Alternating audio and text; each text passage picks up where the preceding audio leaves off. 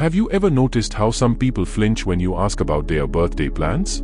Not with excitement, with something closer to discomfort.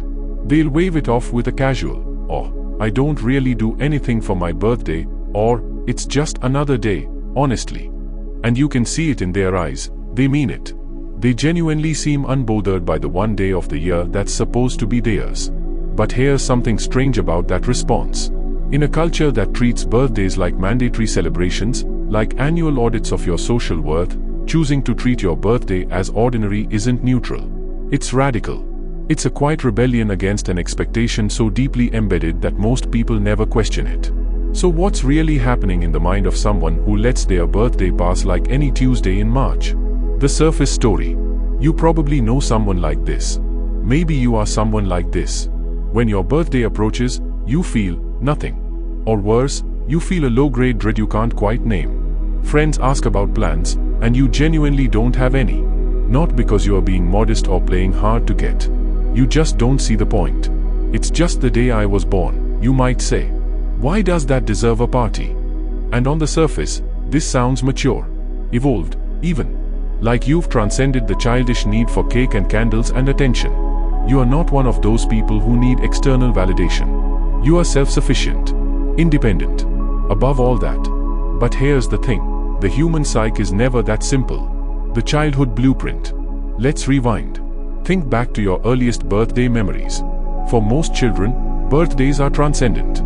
They're the one day you are the main character in your own life story. The balloons aren't just decorations, they are proof that your existence matters. The cake isn't just sugar, it's edible evidence of love.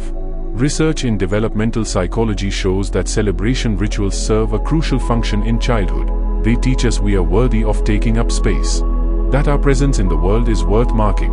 Dr. Susan Newman, a social psychologist, notes that these early celebrations form the foundation of our self-worth architecture. But somewhere between the birthday parties with Pintail on the donkey and your 27th birthday alone with takeout, something shifted. And this is where it gets complex. The disappointment archives. Here's what's really happening. For many people who treat their birthday like nothing special, it's not that they've outgrown celebration. It's that they've learned to outgrow expectation. Think about it. Every birthday that passed with less fanfare than you hoped. Every year you waited for someone to remember without being reminded. Every party that felt obligatory rather than joyful. Every gift that showed how little someone actually knew you. Your psyche was taking notes. Psychologists call this learned helplessness, but it's more nuanced than that. It's learned self-protection. Your brain, in its infinite wisdom, looked at the pattern and made a calculation. The gap between expectation and reality hurts. So let's just eliminate expectation entirely. You are not indifferent to your birthday. You've trained yourself to be indifferent as a defense mechanism against disappointment. And maybe that's why "it's just another day" feels both true and like a lie you tell yourself. The complexity of maturity. But here's where we need to be careful. Because some people genuinely have evolved past the need for birthday pageantry. And conflating emotional maturity with emotional suppression does everyone a disservice. There's a profound difference between "I don't need my birthday celebrated because I found deeper sources of joy in everyday moments" and "I don't need my birthday celebrated because I've learned not to need anything from anyone." The first is wisdom. The second is withdrawal. The first comes from abundance. The second from scarcity. How do you tell the difference? Ask yourself this: on your birthday, do you feel peace? Or do you feel nothing? Because nothing is not the same as contentment. Nothing is the emotional equivalent of holding your breath. The anxiety beneath. For those in the second camp, birthdays often trigger a specific kind of anxiety. It's the anxiety of being seen, really seen, and found wanting. Clinical psychologist Dr. Andrea Bonnier explains that birthdays force a reckoning with time and identity. They ask uncomfortable questions. Am I where I thought I'd be? Have I become who I wanted to become? Do the people in my life actually know me? When you treat your birthday like nothing, you avoid these questions. You sidestep the evaluation. You don't have to measure your life against anything because you are not acknowledging the milestone at all. But here's the truth. You can't sidestep what lives inside you. The questions remain, just unspoken. The year got older whether you marked it or not. The caretaker's burden. And this is where it gets interesting for a specific subset of people. those who have spent their lives caretaking others' emotions. If you grew up managing a parent's moods, or mediating family conflict, or being the mature one, birthdays become complicated. Because celebrating yourself requires everyone else to shift their focus to you.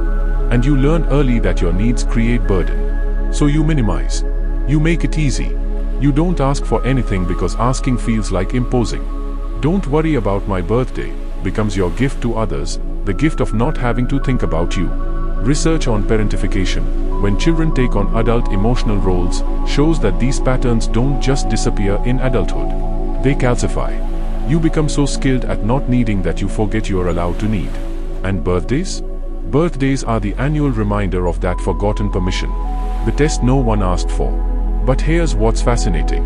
Even people who claim not to care about their birthday are often paying very close attention to who remembers. You say it doesn't matter, and maybe you even believe it. But then your birthday comes and you notice, with crystal clarity, who reached out and who didn't. Who remembered without Facebook's reminder. Who made effort versus who sent a generic text. You are not celebrating, but you are absolutely keeping score. Because birthdays, whether we like it or not, become involuntary tests of connection. They reveal who's actually paying attention to your life. And for people who have learned not to ask for attention, this passive test feels safer than actively seeking acknowledgement. The psychology here is heartbreaking in its logic. I won't tell you my birthday matters to me, but I'll watch to see if it matters to you. And if it doesn't, well, that just confirms what I already believed, that I'm not the kind of person whose existence disrupts anyone's day. The cultural shift. There's also something larger happening culturally. As children, our birthdays were orchestrated by others, parents, teachers, friends' parents. The celebration was evidence of being cared for. But in adulthood, you're expected to coordinate your own celebration. You have to tell people it's your birthday, plan the dinner, create the gathering. And somewhere in that shift from being celebrated to hosting your own celebration, the magic evaporates.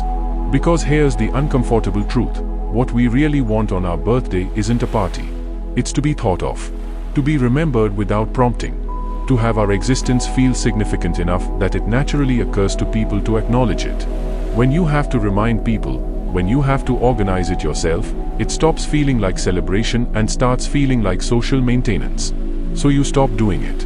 And you tell yourself you've outgrown it. But what you've really outgrown is the willingness to beg for the attention you wish was freely given. The quiet hope. And yet, despite all the learned indifference, despite all the self-protection, despite genuinely believing you don't care, there's often a tiny, stubborn part of you that still hopes. Hopes that this year, someone will make a fuss without being asked. That you'll wake up to messages and plans you didn't have to coordinate. That you'll be surprised by how much you matter to people. This hope is so small and so guarded that you barely admit it to yourself. Because hoping means being vulnerable to disappointment. And you've had enough disappointment to last several lifetimes. So the hope stays underground. And when your birthday passes quietly, like you said you wanted, there's a strange ache you can't name. Relief that you didn't have to perform? Or grief that no one insisted you were worth performing for? Maybe both. The redefinition. But here's where the narrative can shift. Because not everyone who treats their birthday casually is operating from a wound. Some people have genuinely found a different relationship with celebration, one that's quieter but no less meaningful. They might spend their birthday hiking alone, or cooking their favorite meal, or working on a project they love. The day matters, but privately, personally. This isn't avoidance. It's redefinition. Psychologist Mihaly Csikszentmihalyi's research on flow states and fulfillment suggests that meaning comes not from external validation but from internal alignment. For some people, a birthday spent in quiet self-acknowledgement is more nourishing than any party could be. They are not treating their birthday like nothing. They are treating it like something sacred, something too personal for performance. The difference. So how do you know which category you are in? Here's the test. On your birthday, do you feel at peace with yourself and your life's direction, content with quiet personal rituals, genuinely unbothered by lack of external celebration? Or do you feel a subtle anxiety you can't name, hyper-aware of who did and didn't reach out, relief mixed with something that feels like grief? The first group has found their own way. The second group is still protecting a wound. And here's the thing, both are valid. Both are human. But only one of them is free. The invitation. If you are someone who treats your birthday like nothing because you've learned that's safer than hoping, this is your invitation to be honest with yourself. You don't have to throw yourself a party. You don't have to suddenly care about something you've trained yourself not to care about. But maybe you can acknowledge the truth beneath the indifference. Maybe you can say, I didn't celebrate my birthday because I was afraid no one would show up. Or, I act like it doesn't matter because mattering feels dangerous. Or even, I want someone to care, but I can't bring myself to ask. These truths don't require action. They just require acknowledgement. Because once you stop lying to yourself about not caring, you create space for something new. Maybe that's not a birthday party. Maybe it's just permission to want things, to take up space, to believe that the day you entered the world is worth marking, even if you are the only one marking it. The real celebration. Because here's what's really happening when you treat your birthday like nothing. You are treating yourself like nothing. You are practicing the belief that your life milestones don't merit attention. That your journey through another year doesn't deserve acknowledgement. That you are only worth celebrating if someone else initiates it. And you deserve better than that relationship with yourself. The most radical thing you can do isn't throw a big party or demand attention. It's this: treat your birthday like it matters because you matter. Not to prove anything to anyone. Not to perform gratitude or joy you don't feel. But as a quiet act of self-respect. Buy yourself the cake. Take the day off. Do something that feels like honoring the fact that you've survived another trip around the sun, with all its complexity and pain and unexpected beauty. You don't need anyone's permission. You don't need to wait for someone else to celebrate you. You can be both the person who's tired of birthday pageantry and the person who deserves to be celebrated. So maybe the psychology of people who treat their birthday like a normal day isn't about indifference at all. Maybe it's about protection, about disappointment, about learning not to need in a world that taught them needing was dangerous. But it's also about this, the quiet, revolutionary act of deciding your existence matters whether anyone else notices or not. Your birthday isn't just another day. It's the anniversary of the world getting you. And whether you celebrate it with a party or a moment of private reflection or just a deep breath of acknowledgement, that's worth something. You are worth something. Not because anyone says so. Not because anyone throws you a party. But because you are here. Still here. Another year wiser. Another year more yourself. And if no one else marks that, you can. Happy birthday to everyone who forgot they were allowed to celebrate themselves. You matter. Whether you believe it yet or not.